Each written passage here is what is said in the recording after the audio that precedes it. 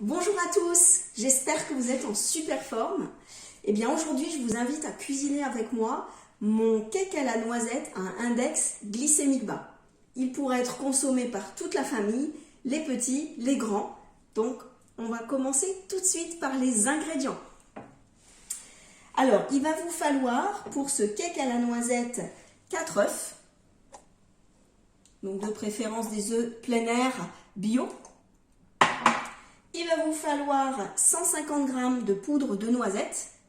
On peut utiliser aussi de la poudre d'amande si vous en avez chez vous. On va avoir besoin d'une banane écrasée. On va avoir besoin également de 70 g de farine intégrale type 150. Alors ça peut être la farine de blé ou d'épeautre, suivant ce que vous préférez. On va avoir 15 g de son d'avoine. On va avoir besoin aussi d'une cuillère à café de levure chimique. On va avoir besoin de 80 g de sirop d'agave que j'ai mis dans ce ramequin. Donc le sirop d'agave, il se présente sous forme liquide. C'est un sucre à index glycémique bas qu'on peut trouver donc dans toutes les grandes surfaces au rayon diététique ou dans les magasins bio. On va avoir besoin aussi d'un tiers de litre de lait. Ici, j'ai pris du lait de soja, mais on pourrait prendre du lait de vache bio si vous préférez. Et je vais prendre quelques gouttes d'extrait de vanille naturel pour parfumer ce cake à la noisette. Alors, avant de commencer votre gâteau, commencez par préchauffer le four à 180 de manière à ce qu'il soit bien chaud quand vous enfournez votre cake. On commence par quoi? On commence par réunir déjà tous les ingrédients liquides. Alors, on va commencer par les œufs.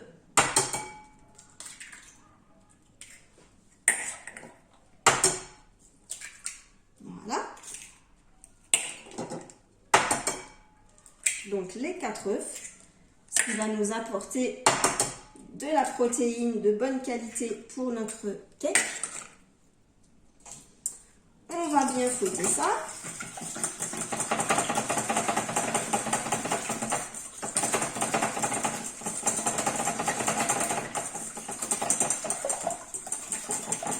On va rajouter le lait de soja.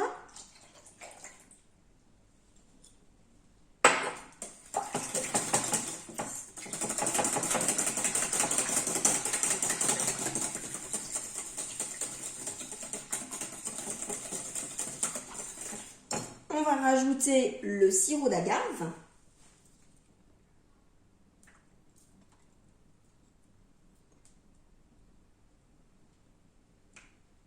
Voilà. Donc j'utilise une maryse pour qu'il y en ait, on prenne bien tout le sirop d'agave dans le petit ramequin. On remet bien.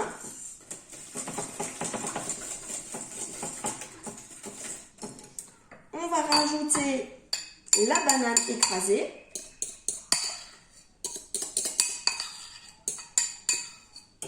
Alors j'ai pris une banane bien mûre. Donc même si elle a un index glycémique élevé quand on la consomme comme ça seule, en fait ici comme on va retrouver pas mal de protéines et de fibres, du coup le sucre de cette banane va être absorbé beaucoup plus lentement dans l'organisme. Donc on va rester tout de même sur un cake à index glycémique bas.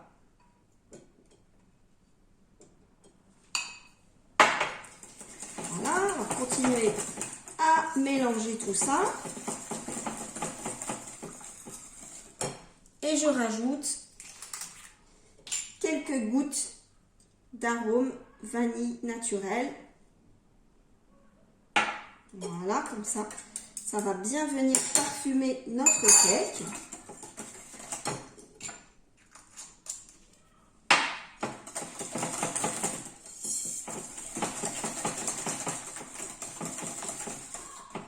Dans un autre saladier, on va venir mélanger tout ce qui est sec. Alors, on va commencer par la farine type 150. On va rajouter le son d'avoine. Donc tout ça, ça va nous apporter aussi pas mal de fibres. C'est ce qui fait que l'index glycémique de ce cake va être bas. On va rajouter notre poudre de noisette. Voilà. On va rajouter notre levure chimique. Donc, une cuillère à café, on a dit. Voilà. On mélange tout ça.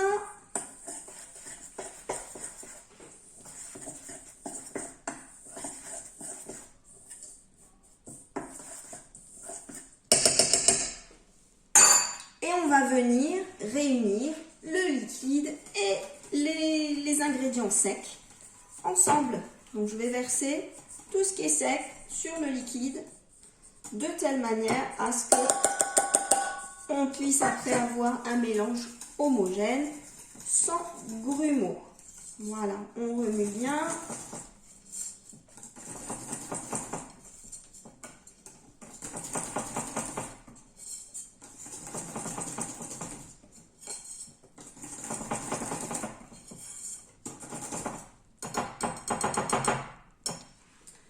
Alors, vous voyez que notre pâte est prête. Donc, il a une texture plutôt fluide. Hein, donc, il ne faut pas que ce soit épais quand vous terminez votre pâte.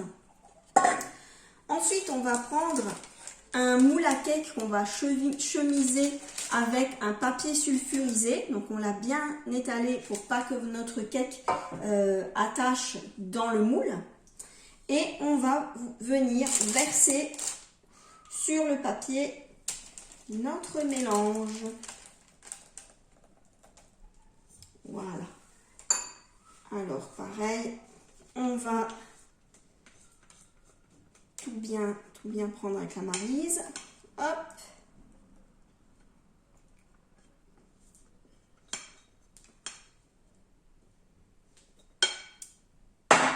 Et notre cake est prêt à être enfourné. Alors, pour gagner du temps, je l'ai préparé en avance. Et en fait, voici votre cake une fois cuit. Alors, ce cake, il va être mis dans le four à 180 pendant 45-50 minutes. Regardez en fonction de votre four, en fait. Il y en a qui vont chauffer plus ou moins fort. En tout cas, vérifiez toujours la cuisson à la fin. Vous trempez la lame d'un couteau dans le gâteau et vous regardez s'il ressort avec sec ou un peu humide, vous voyez, avec des ingrédients. S'il ressort sec, c'est que c'est cuit. Alors, on va maintenant passer à la découpe. Alors, c'est un gâteau, vous verrez, il est très moelleux. Il sent super bon. Alors, on sent le petit côté banane, parce que moi, j'ai mis de la banane écrasée. Si vous mettez de la compote de pommes, on ne sentira pas ça. Donc, ça dépend si vous aimez le goût de la banane. Mais en tout cas, la dégustation, il est très moelleux, très agréable à consommer. Et puis, testez-le avec vos enfants, avec votre entourage. Et vous verrez que c'est une super recette. Et vous voyez, hyper simple, hyper rapide à faire. Donc, il n'y a pas d'excuse pour ne pas le tester. Voilà, et puis je vous souhaite une très bonne journée. Mettez-moi en commentaire si vous l'avez essayé chez vous ou des petites photos de votre cake une fois qu'il a été réalisé. Et puis je vous souhaite bon appétit. À bientôt pour un autre live.